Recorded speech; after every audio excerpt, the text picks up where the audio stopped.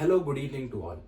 T20 World Cup शुरू होने में बस अब कुछ ही दिन रह गए हैं और टीम इंडिया का जो फर्स्ट बैच ऑफ प्लेयर्स है वो रवाना हो चुका है वर्ल्ड कप के लिए। टीम इंडिया अपने कैंपेन की शुरुआत 1 जून को बांग्लादेश के साथ एक वार्म अप मैच खेल के करेगी और उसके बाद उनका पहला ग्रुप स्टेज मैच आयरलैंड से होगा 5 जून को न्यूयॉर्क में। इस T20 वर्ल्ड कप में राहुल द्रविड़ आपको आखिरी बार टीम इंडिया की कोचिंग करते हुए दिखेंगे। आपको याद होगा last year ODI world cup के बाद राहुल द्रविड़ का टेन्योर खत्म होने वाला था और वीवीएस लक्ष्मण लाइन में थे टीम इंडिया के नेक्स्ट हेड कोच बनने के लिए। मगर जब वीवीएस लक्ष्मण ने मना किया इस रोल के लिए तो राहुल द्रविड़ का जो कॉन्ट्रैक्ट है वो एक्सटेंड कर दिया गया T20 वर्ल्ड कप तक। बीसीसीआई ने नए हेड कोच के लिए एप्लीकेशंस जारी कर दी हैं और रिपोर्ट्स में हम पढ़ रहे हैं कई नाम आ रहे हैं। जैसे हमने पढ़ा कि गौतम गंभीर इस लाइन में है, इसके अलावा स्टीफन फ्लेमिंग हुए, Justin Langer, Ricky Ponting, Andy flower. मगर आज बात करेंगे जस्टिन लैंगर की। अच्छा, जस्टिन लैंगर को भी बीसीसीआई ने ऑफिशियली तो नहीं मगर अनऑफिशियली हम रिपोर्ट्स में पढ़ रहे थे कि उनको अप्रोच किया गया नेक्स्ट हेड कोच के लिए।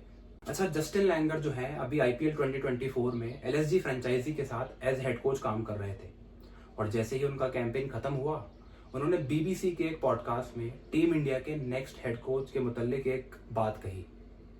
उन्होंने कहा कि हाँ, मुझे अप्रोच किया गया था इस रोल के लिए और जब मैंने इस बारे में केएल राहुल से बात की तो केएल राहुल ने मुझे कहा कि अगर आपको लगता है कि आईपीएल में प्रेशर और पॉलिटिक्स होता है तो उसको मल्टीप्लाई बाय 1000 कर दीजिए। उतना प्रेशर और उतना पॉलिटिक्स टीम इंडिया की कोचिंग में होता है। अच्छा, प्रेशर तो हर गेम में होता है, चाहे वो आप डोमेस्टिक क्रिकेट ले लीजिए, चाहे फ्रेंचाइज क्रिकेट ले लीजिए, चाहे इंटरनेशनल क्रिकेट। पर जब बात पॉलिटिक्स पे आ जाती है ना, पॉलिटिक्स एक ऐसा वर्ड है जिसको आजकल बड़े नेगेटिव वे में यूज किया जाता है। पॉलिटिक्स में फिर फेवरेटिज्म भी आ जाता है, पॉलिटिक्स में बहुत सारी चीजें आ जाती हैं। अब इसमें 2-3 बातें हैं जो मैं आपसे करना चाहता हूँ। सबसे पहले तो केएल राहुल को इस तरह से कहना, केएल राहुल एक करंट प्लेयर हैं और टीम इंडिया के क्रिकेट सेटअप का बहुत अहम हिस्सा है और खासकर वनडे और टेस्ट में तो वो बहुत अहम खिलाड़ी हैं टीम के लिए।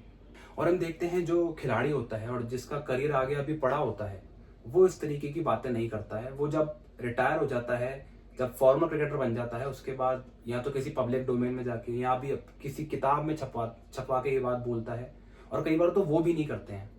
पर केएल राहुल जो अभी करंट प्लेयर हैं और टीम इंडिया के सेटअप का इतना बड़ा हिस्सा है, उनका ये बात कहना समझ नहीं आया।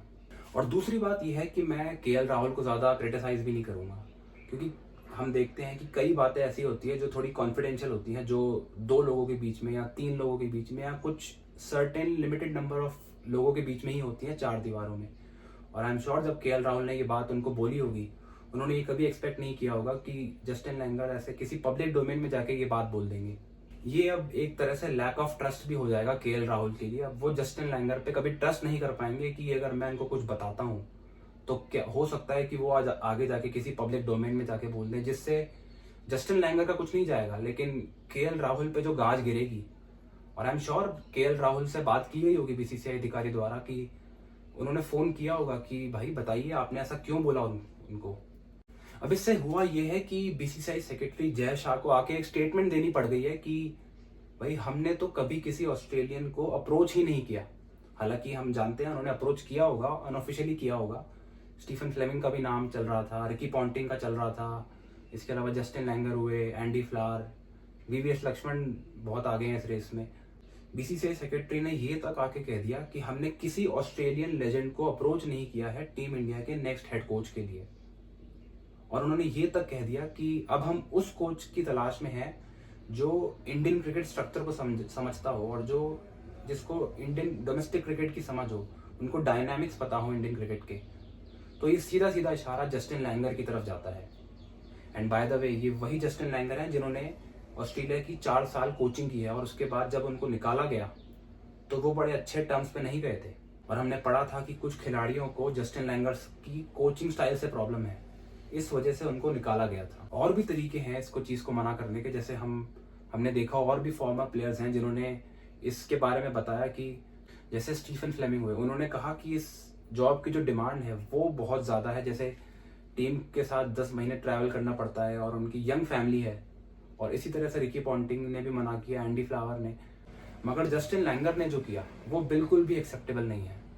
और मैं ये यकीनन कह सकता हूँ कि केएल राहुल ने जब ये बात बोली होगी उनको, तो वो उनको बस आगाह कर रहे होंगे और वो अपने अपना ओपिनियन रख रहे होंगे, मगर अब केएल राहुल हमेशा ध्यान रखेंगे कि कहाँ बोलना चाहिए या कहाँ नहीं बोलना चाहिए।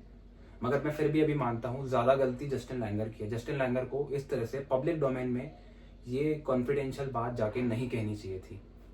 बाकी टीम इंडिया के हेड कोच के लिए अभी और एक दो नाम चल रहे हैं, जैसे वीवीएस लक्ष्मण और गौतम गंभीर इस रेस में सबसे आगे हैं।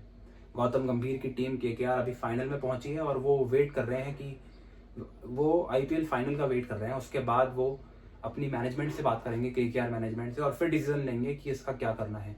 और वीवीएस लक्ष्मण तो आप जानते ही हैं, मैंने पीछे भी बात की कि वीवीएस लक्ष्मण टॉप कंटेंडर थे अगले हेड कोच बनने के, लेकिन हो सकता है कि बीसीसीआई उन्हें कन्विंस करे कि अब आप टीम इंडिया के हेड कोच बने। तो ये थी आज की वीडियो। आप अपना ओपिनियन ज़रूर बताएं कि इसमें कौन गलत है कौन सही है। केएल राहुल को ये बोलना चाहिए था या नहीं, या जस्टिन लैंगर को ऐसे पब्लिक डोमेन में जाके ये बोलना चाहिए था या नहीं। बाकी वीडियो अच्छा लगा है तो इसे लाइक ज़रूर करें, अपने दोस्तों के साथ शेयर करें, चैनल सब्सक्राइब किए बिना मत जाना और अपना ओपिनियन ज़रूर दे के जाना कमेंट सेक्शन में।